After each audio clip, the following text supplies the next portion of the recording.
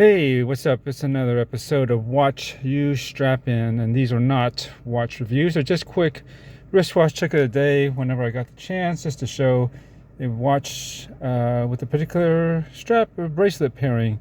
And if it's something new, I'll show it on its OEM stock option, and then I'll go from there and show different pairings aftermarket wise. And today, as you can see, this is a Zodiac Super Sea Wolf. This is one of their newest releases. I think they had one just right after this that's got kind of a more greenish color, but this is the one that kind of attracted me. And obviously it is on its stock bracelet. It's kind of a Jubilee style, 5-link, whatever you want to call it. But yeah, it's the same one that they had on all the other ones. If you watch my other last two Super Sea Wolves, they basically have the same bracelet. It's a good one. I like how it flexes and stretches like right by the clasp. Probably my wrist is not swollen enough. If it was, just by doing this, you would see those links separate, or right by the bracelet right here on the clasp. It'll separate on either side just to give some flex and so it won't be super tight on wrist, which is a really cool option if you don't have like a quick adjust on the fly adjustment without tools. A lot of times those you got to take the watch off and then kind of get to the back and then pull a switch or flip up a link and then slide it around, lock it back down, put it back on wrist, and hopefully you got it tuned in. Otherwise you might need to do it again. I don't know, there's different systems, but with something like this, you just kind of size it to about right. And just for accounting for just a bit of swelling, and then this will self-adjust basically. And so that's basically it for the bracelet. But I did not do an unboxing of this. I got this in yesterday. There's nothing really to see with the unboxing really that's that different than this is not a limited edition or anything, so there's no special packaging like, say, the Super Chroma that I had recently. There was like a kind of a skeletonized or cut out box sleeve that's got the rainbow colors or the Super Chroma colors around the main watch box, that is. But something like this is just on the regular black Zodiac packaging. So yeah, nothing to show there. So I didn't bother with that. But I guess I can talk about a little bit about it now, since I got your attention here. Same 40 millimeters, 20 lug width. I forget the lug to lug length or the thickness, but it's relatively thin. It's really comfortable, and the lugs angled down pretty nicely. So you can see on my roughly 7-inch wrist, it's maybe a hair under, but it's close enough to 7. It works pretty well.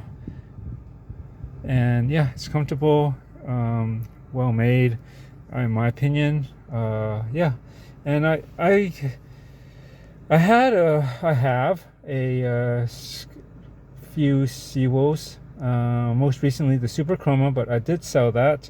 I wanted something with colors. That's what Zodiac is known for, some bright colors, something that's exciting and energetic even, I think. Just something colorful, and that did it. And but maybe it was a little too intense. And then I have on the other scale one of the most conservative of the Super Sea Wolves. I don't remember the reference off the top of my head, but it's the one with also a light blue dial, but the markings are black, instead of the chapter ring being on the dial around the outside being orange like it is here. It's white, and then the dial is like a dark matte blue, and let's see, I had a light blue hand to match for the minutes, and the indexes did not have orange, but they were just high polished, much like the hands are, and that's mainly the main difference between that model and this, but it looks similar. Just look back in my videos if you're curious. I can't remember the reference off the top of my head, but I really like that color combination. But I also felt it was a bit safe. Nothing wrong with that, but I wanted to do something with more colors if I'm going to do a Zodiac, something more vibrant. Yeah, more visually stimulating, I guess. And this is the one that popped up, and this is actually something I had in mind. Like this, I really like the original reissues of the Aerospace GMTs that they had back in either 2017 or 2018, I think. And yeah, and they had this light blue and orange is what they would consider the Gulf colors, like the Gulf, I think like the Le Mans race car colors. Is basically famous for these bright light blues and orange, and maybe some blacks and whites. But that was the main color, so it's relatable to that. But I didn't take advantage of that, and it sold out pretty fast. It was pretty limited edition, and it went under the radar. But then once people knew about it, it just said, "Hey, did you know this came out?" And then yeah, and I had just bought a GMT at that time too, so I didn't feel a need to get another one, and I wasn't too sure if I really wanted to do those colors. But anyways, in retrospect, yeah, I probably should have, because I did have a slight chance to get one back then, but oh wells. And with a non-GMT version, I wanted something that was almost like this. It was basically, I believe, like kind of like a reissue of their old one. Looks almost like this, but instead of this silver dial, it was a black dial, and of course the print on it with the text is all reversed, as well as the date. Other than that, that was basically the main difference. It says Super Sea Wolf 53, and it was a chronometer grade movement, and so it's probably a little bit more expensive because of that.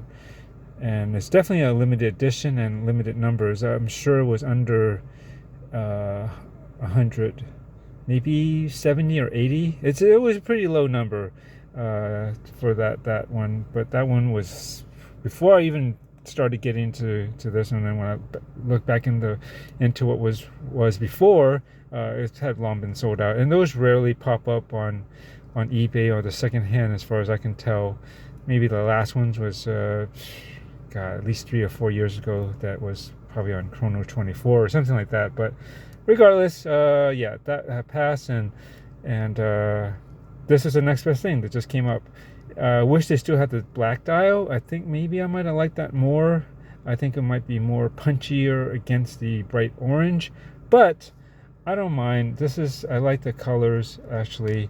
It's something that's bright and fun, and very close to the one that I was originally hoping to somehow get, but I don't want it that badly to, I don't know, keep scouring the internet, and probably pay a pretty decent premium for one. I think they still sold reasonably over $2,000 still, so it's like, that's cool. I can live with this one. It's nice, fun, it's bright. And I think this strikes a good happy medium between the two watches that I had. The dark blue one that I was talking about, that has the light blue accents and the white, and the Super Chroma. So this still has that light blue. It's not over the top bright, but it does have that bright orange, and a brighter dial. Is silver still. It's nothing like crazy, but overall it's still a brighter color scheme overall. And so I think that's a good balance between the really bright, vibrant Super Chroma and that more toned down, conservative other Super Sea Wolf that I had, or actually still have, but it's going on sale soon. Just because I don't need all the Super Sea Wolves. I wish I could keep them all, but I am trying to pare down, and some things are coming in that will require some space and whatnot. So anyways, this is a look at it. Rambling a little bit, just wanted to share some of my initial thoughts on why I picked this one. Where does it sit with my other Super Sea Wolves? Yeah, so this will probably be my main one moving forward. I like it. It's that dial is pretty dynamic. I'm catching actually light blue, so it kind of almost matches the dial at this angle. Am I tripping? I guess it depends on what it's reflecting off of around me, but otherwise you go out more, it can go silver, even look almost so bright that it's like white. But it's not hard to read. There's still enough contrast on here. The printing on the dial is clean. I kind of like the fact that it just says Super Sea Wolf now. My other one, the one that had the dark blue dial, said Super Sea Wolf 53. That seemed a little bit long and unnecessary. I guess they just wanted to emphasize that that was, you know, Super Sea Wolves were kind of introduced in the 1953 along with Blancpain and Rolex. So those were the three main ones that really were the commercially available dive watches that are out there. And I don't think Zodiac gets enough credit for it, because all the fat luxury brands usually outshine the smaller ones that aren't exactly considered luxury. But nonetheless, I think they were important. I love the fact that, you know, especially during the Vietnam War, like where soldiers were able to choose their own wristwatch, and I suppose they still can now, but they chose Zodiac, a lot of them, for their personal watch during their service, and that was pretty cool. I don't know if they would do something this bright. I believe it's more of this is the compression style. I think we're talking about maybe more of the skin diver style, which has the triangle markers instead, and usually it's not as colorful. It's just black or silver or maybe some whites, but they're pretty conservative compared to the compression style, which is this, or the compression, I guess the pro one, the ones which I call has the more paddle like hands is what I would call them. But yeah, this is pretty cool, and just sharing that with you. And there's something else that you shall see really soon too, so I look forward to sharing that in the very, very near future. Thanks for watching.